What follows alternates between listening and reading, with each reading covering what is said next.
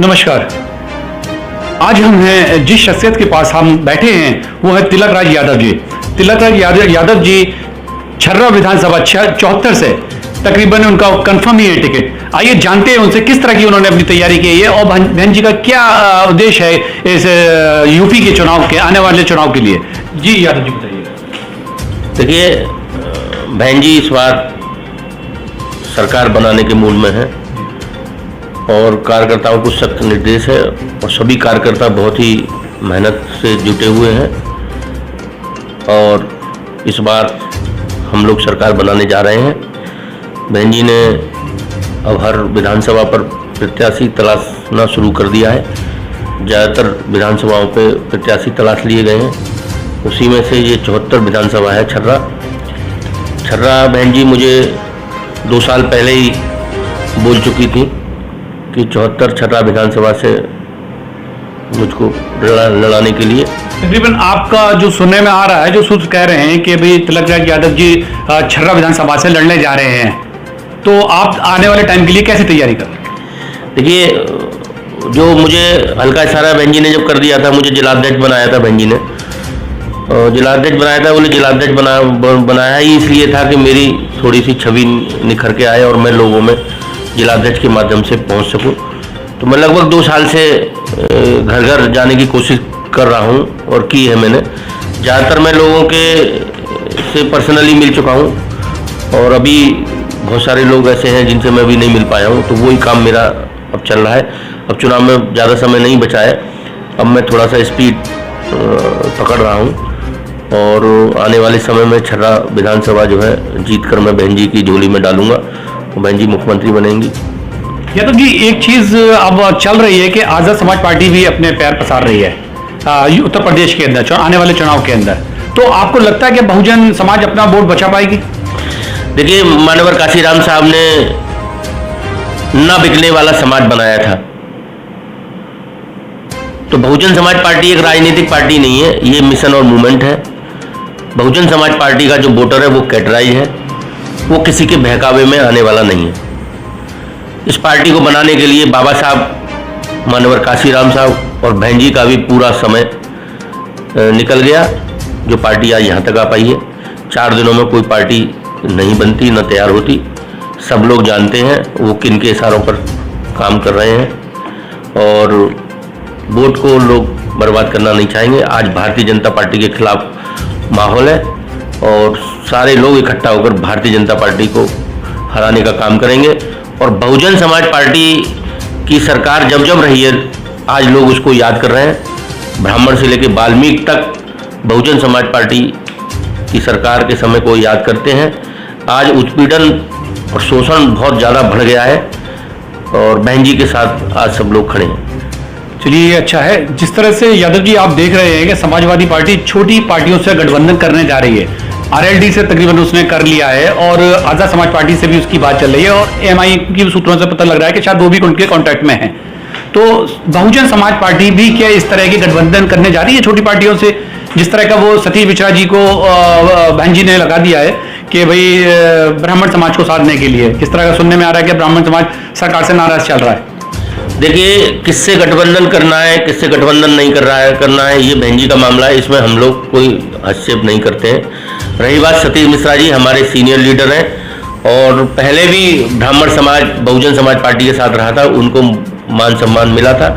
आज भी ब्राह्मण समाज जो है पूर्व से लेकर पश्चिम तक सारा ब्राह्मण समाज आज भारतीय जनता पार्टी से बहुत परेशान है और आज वो तलाश कर रहा है कि किस पार्टी के साथ उन्हें जाना चाहिए। तो उसकी शुरुआत अयोध्या से हमारे माननीय सतीश मिश्रा जी ने कर दी है। 3 तारीख को अलीगढ़ में भी उनका प्रोग्राम है और यहाँ बहुत उत्साह ब्राह्मण समाज में देखा जा रहा है और ब्राह्मण समाज आज फिर 2017 को दोहराना चाहता है और बहुजन समाज पार्टी से जुड़ना चाहता है और हमारा नारा है, जिसकी जितनी संख्या बारी उसकी उतनी हिस्सेदारी। हम उनको सम्मान सहित उनका हिस्सा उन्हें हमारी बहन जी देना चाहती हैं और देंगी। चलिए, जैसे आपने अभी मुझे कुछ चीज़ याद दिला दी, अयोध्या का मसला, तो जिस तरह से बीजेपी, आप सोच सकते हैं कि बीजेपी आने वाले चुनाव के लिए अयोध्या का एक ये मसला है वो उठा सकती है? तो उसमें आप क्या देखते हैं? देखिए, अयोध्या का मसला तो जो भी था माननीय सुप्रीम कोर्ट के उस पर अब तो दब चुका है, कहना चाहिए समाप्त हो चुका है। जिसको आए दिन ये लोग जो लोगों को बेवकूफ़ और गुमराह करते थे, वो चैप्टर क्लोज हो चुका है।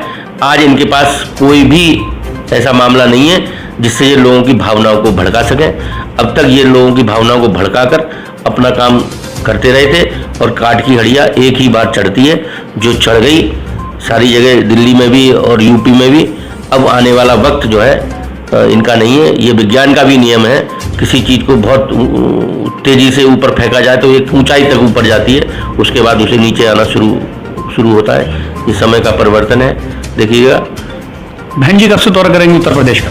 देखिए, ये बहन जी का मामला है, उन्होंने अब बनाया होगा प्रोग्राम, किस तरीके का बनाया है इसकी जानकारी हमको नहीं है। जैसे ही जानकारी होगी हम आप लोगों को पहुंचाएंगे। वैसे तो बहन जी अभी तक ट्वीट के माध्यम से ही सामने आ रही हैं, तो उत्तर प्रदेश में कब से, जिस तरह से मैं आपसे पूछना चाह रहा था, जिस तरह महंगाई का मुद्दा अपोजिशन उठा रहा है या पेगासस का मुद्दा अपोजिशन उठा रहा है सेंट्रल, तो उस पर आप क्या देखते हैं? देखिए, ट्वीट के माध्यम से जो बहन जी का है, अब असल में क्या है, बहन जी कुछ कहती है, मीडिया उसको पूरा तो नहीं दिखा पाता, क्योंकि आप सब जानते हैं, तो मुझे ज़्यादा कुछ नहीं कहने की ज़रूरत है।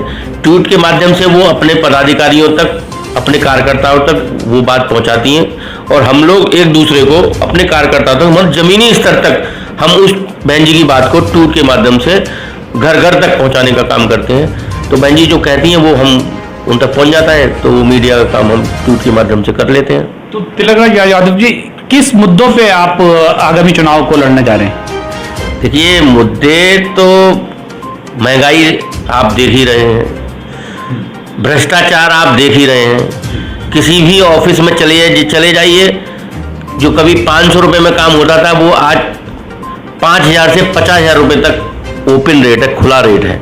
मतलब ये योगी सरकार की बात कर रहे हैं? जी हाँ, मैं भारतीय जनता पार्टी सरकार की बात कर रहा हूँ। इस सरकार में और बहुजन समाज पार्टी की सरकार में हमारे यहाँ अधिकारी जो है कांपते थे। कार्यकर्ता कोई यदि ऑफिस में पहुंच गया किसी काम को लेके, तो वो करते थे, और एक पैसे का कोई लेन देन और चलन नहीं था, जो आज जो है बिना पैसे के कोई काम होता नहीं है। मतलब आप कह रहे हैं लॉ एंड ऑर्डर चरमराया हुआ है? जी, लॉ एंड ऑर्डर के मामले में बहन जी से ज़्यादा किसी का नहीं रहा है। और आए दिन आप देख रहे हैं हत्या, अभी जलाली में कल परसों एक दलित वर्ग की हत्या हुई है। महिलाओं के साथ आप देख रहे हैं, महिलाओं के साथ उत्पीड़न, शोषण बहुत ज़्यादा हो रहा है। और बहुजन समाज पार्टी में किसी महिला की तरफ कोई आंख उठा के देखने, बहन जी खुद उनका हेलीकॉप्टर उतर जाता था उन गाँव में। अलीगढ़ में कई बार ऐसी घटनाएं हुई, बहन जी खुद दौरा किया बहन जी ने। किसी की हिम्मत है ही नहीं। मतलब या तो जो है दुराचार करने वाले लोग प्रदेश छोड़ के भागे या जेलों के अंदर हुए। बहन जी की सरकार में वो यूपी में नहीं घुसे। चलिए तिलकराज यादव जी, बहुत अच्छा लगा आपका सुनकर के।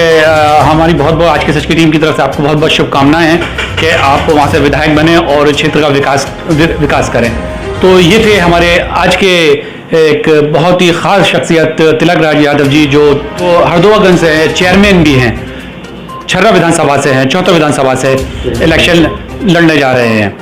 और ये अपने आप में काफ़ी सोशल काम में लगे रहते हैं, और जिस तरह से जगह जगह आपका नाम आ रहा है, तो हमारी तो यही शुभकामना है कि यादव जी वहाँ से टिकट लें और क्षेत्र का, छर्रा क्षेत्र का विकास करें। देखते रहिए आज के सच, हर खबर सच के साथ।